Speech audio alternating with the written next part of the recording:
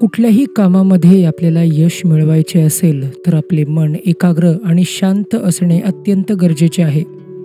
मनात येणारे नानाविध विचार नियंत्रणात आणणे ही अतिशय अवघड गोष्ट आहे. अनावश्यक विचार मनात येऊच नयेत असे वाटते. त्यासाठी काही प्रयत्न करावा तर तेच विचार पुन्हा पुन्हा मनावर दुप्पट जोराने आक्रमण करतात. मग मात्र साधकाची दयनीय अवस्था होते. आपण प्रयत्न जरूर करतो, परंतु मानवी प्रयत्नांना देखील मर्यादाच आहेत. शेवटी आपले मन आनंदी आणि शांत व्हायला देखील गुरूंची कृपा देखील असायला लागते. ही दैवी कृपा प्राप्त करून घेण्यासाठी आपल्याला दत्तगुरूंचे अनेक स्तोत्र आता सध्या बाजारात उपलब्ध आहेत. पण काही साधक मला प्रश्न विचारतात की दत्तस्तोत्र नुसती ऐकली तरी चालतील का, किंवा ती म्हणायलाच पाहिजेत. कारण आपल्या रोजच्या दैनंदिन जीवनामध्ये जेव्हा आपण संसार करत असताना किंवा जॉब करत असताना आपणास सर्व मेळ साधणे हे अशक्य होऊन जाते. मग अशा वेळेला आपण दिवसातून एकदा तरी मंत्र वाचन करावे का, दिवसातून एकदा तरी आपण स्तोत्र पठण करावे का, किंवा घरात जर आपण ते स्तोत्र ऐकायला लावले तरी देखील आपल्या घरातील किंवा आपल्या आजूबाजूला असलेली नकारात्मक शक्ती निघून जाते का? याच विषयावर साधकांनो आज मला तुम्हाला मार्गदर्शन करायचे आहे. बघा, दत्तात्रयांचे कोणतेही स्तोत्र जर तुम्ही घ्याल तर ते अत्यंत सिद्ध असलेले स्तोत्र आहेत. त्यांना अतिरिक्त सिद्ध करण्याची अजिबात आवश्यकता नाही. पण दिवसातून एकदा तरी तुम्हाला ते स्तोत्र म्हणावे लागेल. त्यासाठी तुमचे मन शांत असणे फार गरजेचे आहे.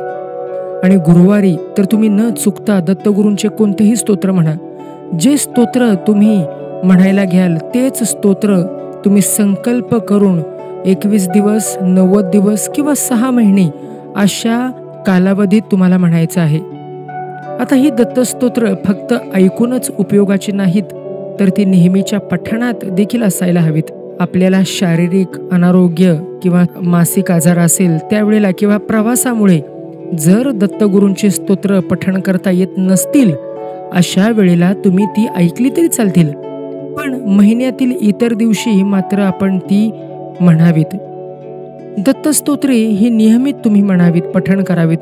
त्यामुळे तुमच्या उच्चारामध्ये एक शक्ती निर्माण होईल आणि तुमच्या आजूबाजूला त्या स्तोत्राचे एक सुरक्षा रक्षक कवच तयार होईल आणि तुमच्या मनाला मानसिक शांतता मिळेल.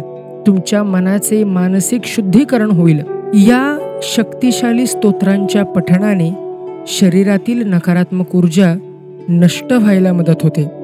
आणि दत्तगुरूंचे स्तोत्र हे प्रामुख्याने आपल्या वाणीला तेज देते, आपली वाणी प्रखर करते.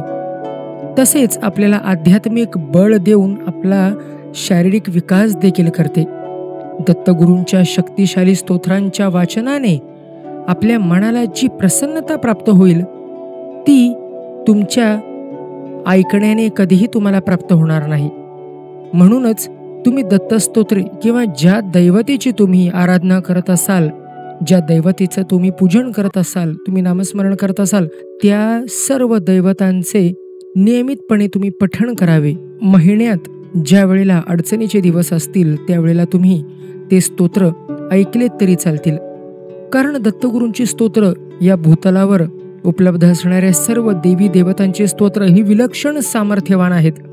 खचलेल्या, पिचलेल्या, दुःखी, कष्टी व्यक्तींना उभे करण्यास आणि त्यांना मानसिक आणि आर्थिक बळ देण्यास देखील ही स्तोत्र तुम्हाला मदत करतात.